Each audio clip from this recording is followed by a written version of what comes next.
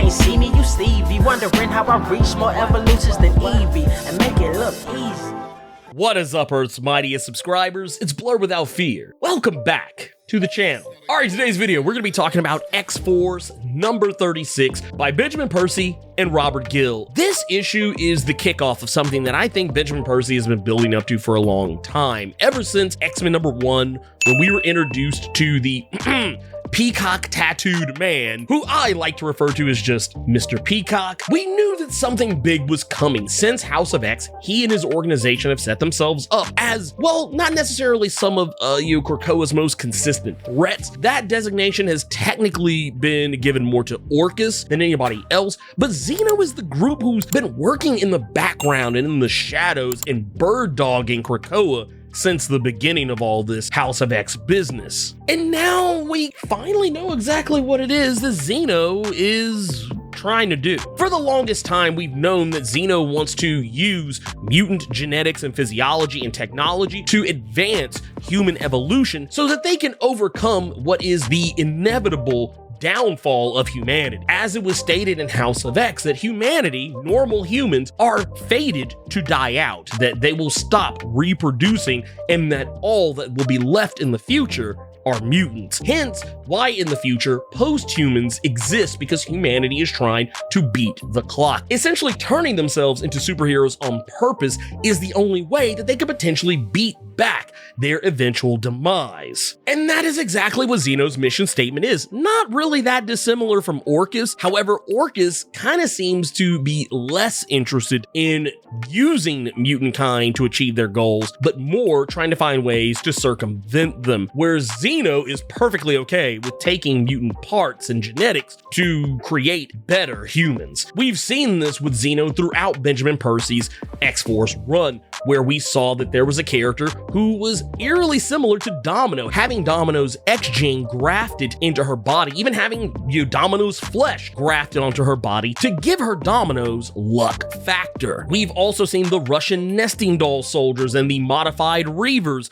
that Xeno has put out into the world, and we also see some other things that Xeno has done in the course of this comic, how they have modified their soldiers to have detachable limbs, similar to things we've seen Xeno operatives have before. We've seen them take their eyes off so that they can spy on people from far away, and of course, we also see in this issue that they have their own version of the cyanide pill, whereas instead of popping open a tooth and releasing a cyanide pill to kill themselves when they're captured, they just simply melt into almost nothing. And while X-Force is doing their best to try and infiltrate Xeno in some meaningful fashion, what they don't know is exactly what it is they've given Xeno that's gonna change the entire game for this anti-mutant organization. Now, for those who've forgotten, back in X-Force number 25 and 26, Xeno had hired a group of Point Break style metahumans to steal a baby from the Bowery of Krakoa, a child who was referred to as being a potential Omega level mutant. A kid by the name of Maximilian. And Kid Omega had been keeping an eye on this child and trying to figure out exactly what's up with him. No one on the island seems to know exactly what this kid's powers exactly are. However, they do know whatever it's related to is something telepathic or telekinetic in nature. And as Kid Omega pointed out in that issue of X-Force number 25, is that a few weeks prior to the baby being kidnapped, that he unleashed some kind of a power that almost killed everyone in a 100-mile radius. A child that young already possessing that level of power and no control over it is the worst possible thing to fall into the hands of Xeno, and that's exactly what happened. Maximilian was stolen. It was confirmed at the end of X-Force number 26, 10 issues ago, that that's where Maximilian was. He was in the clutches of Xeno. And we now know that Beast has unwittingly given Xeno the perfect thing to kickstart Xeno closer to the finish line alongside Krakoa in the mutant power arms race, because X-Force, in an effort to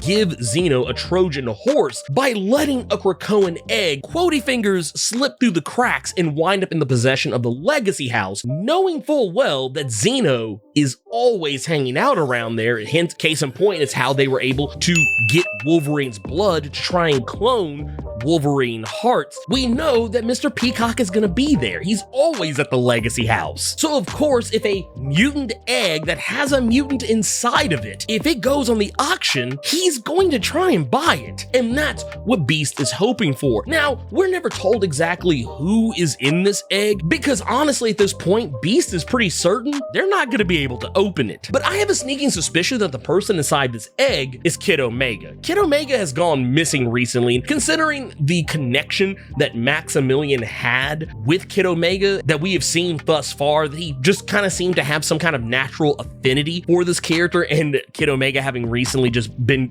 sent to the gulag, it would make sense if that egg was Kid Omega, considering that everyone on the team of X-Force just kind of seems to not even really be thinking about him right now. So of course Beast would just give away Kid Omega, even though he is an Omega level mutant. It seems kind of silly that Beast would do such a thing, but he just has this really cavalier attitude about giving away the egg that it would make too much sense if it was something that was really important, because he doesn't think that Xeno has any way to open up the egg. And even if they did, they don't have any way to awaken the mutant inside of it. Until Charles Xavier implants the essence of the mutant from Cerebro into that body, it's nothing more than a lifeless husk. But that's exactly the problem. Xeno does have a telepath. That baby Maximilian isn't a baby anymore. They've aged him up to be a kindergarten-age child. A child who has control over his powers, as Mr. Peacock is shown standing next to the kid who is using their ability to awaken whoever is inside that egg. This issue is pretty awesome. I love the fact that Xeno is finally getting delved into some more. I hope we finally learn the true identity of the character of Mr. Peacock. I'm starting to wonder, just based on everything we've been seeing lately, the fact that the character of Orbis Stellaris in X-Men Red number 10 was revealed to be a Nathaniel Essex clone, the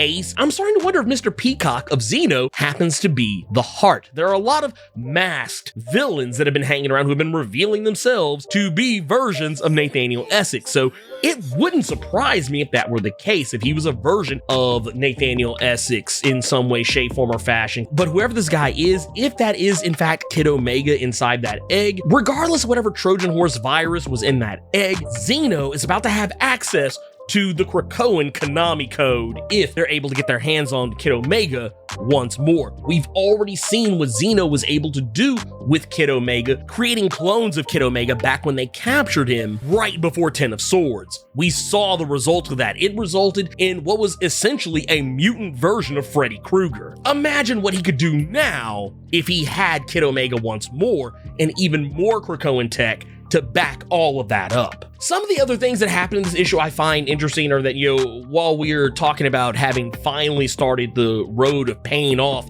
the threads regarding Xeno, we're also finally paying off one of the threads in regards to Colossus and Domino. This is a thread that started roughly around X-Force number 7 and 8. For those who don't remember, Domino was actually one of the first captives that Xeno took, and they used her body to create all sorts of crazy, souped up soldiers with luck factors. And when she died in X-Force number 8, she asked Colossus to make sure that when she was resurrected, that she kept the memories of what happened to her while she was captured by Xeno, and even the scars to remind herself of what she went through. And for one reason or another, Colossus didn't listen to her. He had those memories erased. And it was very likely at the behest of the Chronicler, and more specifically, Mikhail Rasputin, the evil mutant brother of Colossus, who has been using the Chronicler to control Colossus as a sleeper agent for himself, so that he can always have eyes and ears on Krakoa, hence why it was so fortuitous that Colossus was added to the Quiet Council. And for those who don't remember, the Chronicler is a character, a mutant who has the ability that whatever he writes down becomes true. And we see in this issue that Domino finds a painting of her being in the test tubes that we saw at the end of X-Force number 1. And while Colossus denies painting these pictures and placing them in Domino's room, Domino knows something's not right, and that's because the Chronicler has been trying off and on for some of the last, I would say, 8 to 10 issues to try to get Colossus to drop a dime on what's going on. He can't do it directly. He has to be clever and sneaky because Mikhail Rasputin is always watching what the Chronicler is writing. And it's been evident in some previous issues that there have been instances where Mikhail Rasputin has caught the Chronicler trying to snitch. And you can tell he's caught in this one because we see in one of the data pages that recounts the moment that Domino asked Colossus about the painting, we see scratched out in blood that Colossus was supposed to tell Domino everything about what was going on, including the Chronicler being held captive by Mikhail Rasputin and that he's been manipulated this entire time. However, that is not what actually happens, because as we see, it's scratched out in blood, meaning Mikhail Rasputin caught him, beat him, likely hurt him in some way, and made him change it. Hence why, when Domino leaves after not getting the answer she was looking for, why Colossus is beating himself and calling himself a spy and a traitor and looking very disappointed in himself. I also really like that the team is holding Beast to task, because we didn't do a video last week talking about X-Force number 35, but really the only thing you need to know is that X-Force now knows about Beast's secret hidden Death Star, where he was hiding humans, people from other planets and worlds, and aliens, holding them prisoner and experimenting on them in insane and in crazy ways. Beast was recently found out. The team knows they no longer trust him, and for all intents and purposes,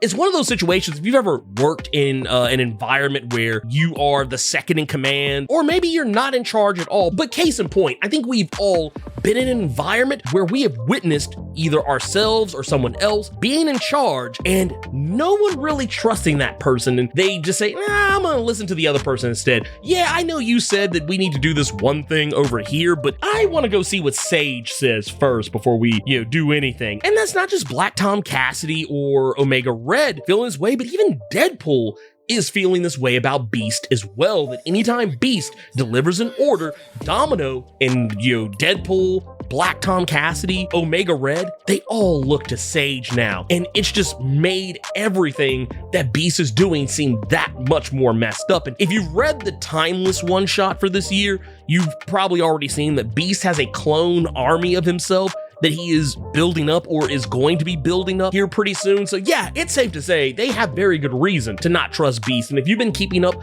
with the Wolverine series, that's another thing that's been happening as of late, is that Beast has turned Wolverine into his old Weapon X self. I would even dare say a worse version of that, and it's leading to even more crazy and wacky shenanigans we'll probably talk about when the next Wolverine issue comes up. But yeah, there's a lot of craziness happening this week in X-Force, and I'm here for it. But anyways, that's everything I want to talk about with X-Force number 36. If you are new to the channel, or if you're somebody who's been watching my videos for a long time and you just forget, consider clicking that subscribe button and become one of Earth's mightiest subscribers. And just so you know, I post new videos every week, breaking down my favorite Marvel and DC comics, and even comics from other imprints. So make sure you tap that notification bell, that way you don't miss anything. On your way out, make sure to Hulk smash that like button and click share, because it really helps the channel out. And in the meantime, let me know what you thought about X-Force number 36. Keep it plus ultra and sound off